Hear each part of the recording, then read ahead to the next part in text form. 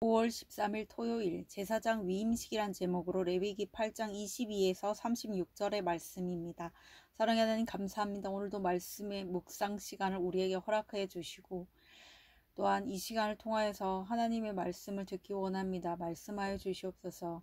말씀대로 믿고 살고 누리는 인생이 되게 하시고 이 시간도 우리와 함께하여 주시옵소서. 감사드렸고 예수님의 거룩하신 이름으로 기도드립니다. 아멘. 본문의 말씀입니다. 또 다른 수장 곧 위임식의 수장을 드릴세. 아론과 그의 아들들이 그 수장의 머리에 안수하매 모세가 잡고 그 피를 가져다가 아론의 오른쪽 깃뿌리와 그의 오른쪽 엄지손가락과 그의 오른쪽 엄지발가락에 바르고 아론의 아들들을 데려다가 모세가 그 오른쪽 깃뿌리와 그들의 손의 오른쪽 엄지손가락과 그들의 발의 오른쪽 엄지손가락에 그 피를 바르고 또 모세가 그 피를 제단 사방에 뿌리고 그가 또 그 기름과 기름진 꼬리와 내장에 덮인 모든 기름과 강꺼풀과 두 콩팥과 그 기름과 오른쪽 뒷다리를 떼어내고 여호와 앞 무교병 광주리에서 무교병 한 개와 기름 섞은 떡 한 개와 전병 한 개를 가져다가 그 기름 위에와 오른쪽 뒷다리 위에 놓아 그 전부를 아론의 손과 그의 아들들의 손에 두어 여호와 앞에 흔들어 요제를 삼게 하고 모세가 그것을 그들의 손에서 가져다가 제단 위에 있는 번제물 위에 불사르니 이는 향기로운 냄새를 위하여 드리는 위임식 제사로 여호와께 드리는 화제라. 이에 모세가 그 가슴을 가져다가 여호와 앞에 흔들어 요제를 삼았으니 이는 위임식에서 잡은 수양 중 모세의 몫이라. 여호와께서 모세에게 명령하심과 같았더라.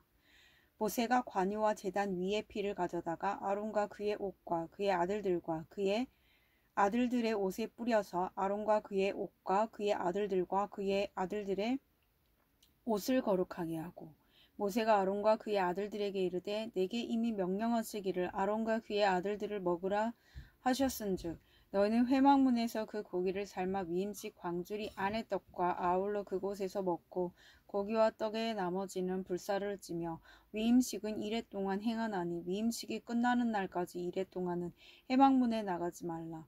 오늘 행한 것은 여호와께서 너희를 위하여 속죄하게 하시려고 명령하신 것이니 너희는 7주야를 회막문에 머물면서 여호와께서 지키라고 하신 것을 지키라. 그리하면 사망을 면하리라. 내가 이같이 명령을 받았느니라.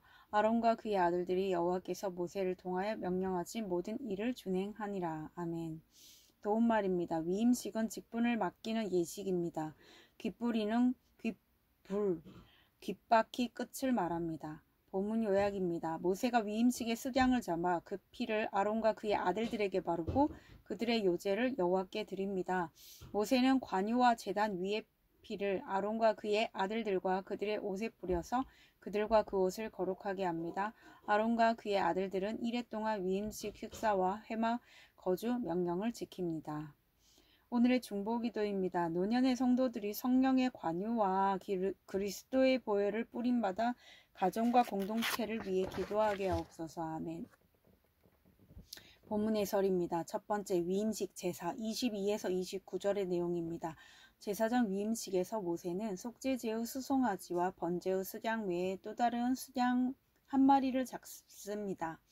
모세가 그 피를 가져다가 아론과 그의 아들들의 오른쪽 깃뿌리와 오른쪽 엄지손가락과 오른쪽 엄지발가락에 바릅니다. 이것은 지속적인 회개와 더 깊은 거룩을 상징합니다. 또한 내 귀를 성별하여 하나님의 뜻과 명령을 듣고 내 손으로 그 명령을 준행하며 내 발로 그 길을 걷겠다는 결단을 상징하기도 합니다. 기름진 내 자아와 욕망을 떼어내 불사르는 만큼 주께 쓰임받게 됩니다.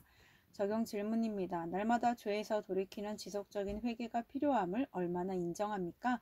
말씀을 듣고 준행하고자 내 귀와 손과 발을 어떻게 구별하겠습니까?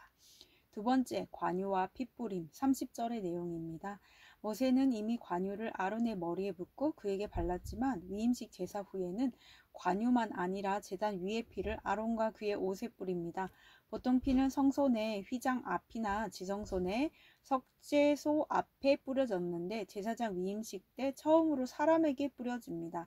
날마다 회개하는 성도를 하나님은 성소로 여기십니다. 정욕대로 살던 나의 옛 자아가 날마다 죽어야 합니다. 매일 성령을 새롭게 받아 피 뿌리는 회개로 나아갈 때 나와 내 가정이 거룩해집니다. 적용 질문입니다. 끝없이 회개하는 나를 하나님이 성소로 여기신다는 것을 믿습니까?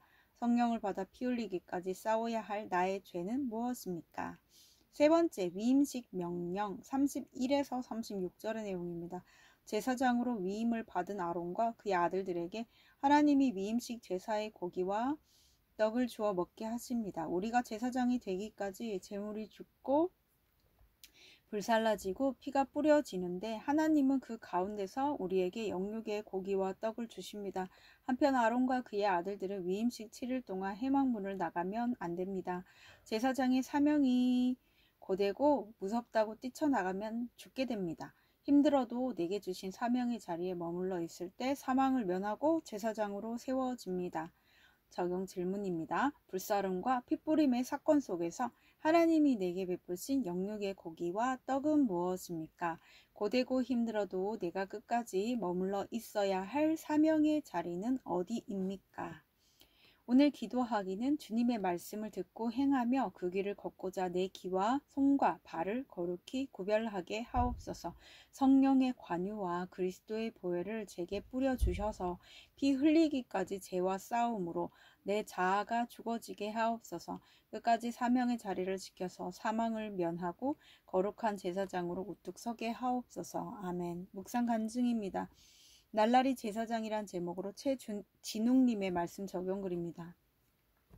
저는 6세와 4세 두 아이의 아빠입니다. 어느 날 아내가 큰아들이 또래에 비해 학습이 느리고 충동적인 행동을 보일 때가 많다며 ADHD 검사를 받아보면 좋겠다고 말했습니다. 그 이야기를 듣고 저는 아이를 살피며 아내의 말에 공감하려 하기보다 아내가 아이들 학습에 무관심한 결과야. 아이는 건강한데 아내가 게을러서 그래 라는 판단이 올라왔습니다.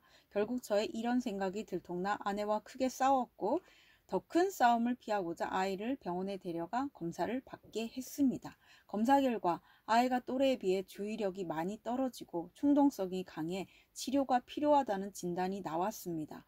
이후 자료를 찾아본 저는 대부분 유전이 원인임을 보고 아내 탓만 하던 제가 틀린 것을 알게 되었습니다.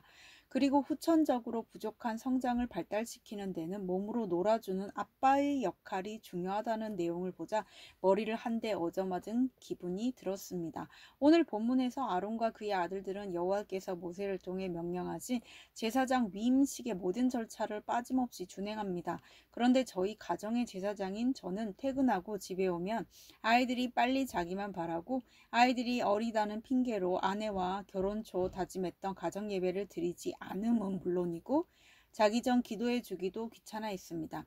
이런 저 때문에 아들이 수고하고 있음을 깨닫게 된 저는 아들을 한참 동안 안고 미안하다고 말했습니다. 이후 주말마다 아들과 놀이터에서 1시간 이상 놀아주고 도움이 되는 놀이를 찾아 하나씩 실행하고 있습니다. 밤마다 아이들에게 해주는 기도를 거르지 않으려 노력하지만 여전히 쉬고 싶은 유혹에 넘어져 가정 예배까진 드리지 못하고 있습니다. 이런 저의 부족함을 인정하고 더 이상 아내 탓을 하지 않고 모세가 수양의 피를 아론과 그의 아들들의 귀와 손과 발에 바르듯 저의 귀와 손과 발을 거룩히 구별하겠습니다. 이분에 적용하기는 토요일에 늦잠 자지 않고 아이들보다 먼저 일어나 개인 큐티를 하겠습니다. 아이들이 일어나면 함께 큐티하며 제가 묵상한 내용을 나눠주겠습니다. 입니다.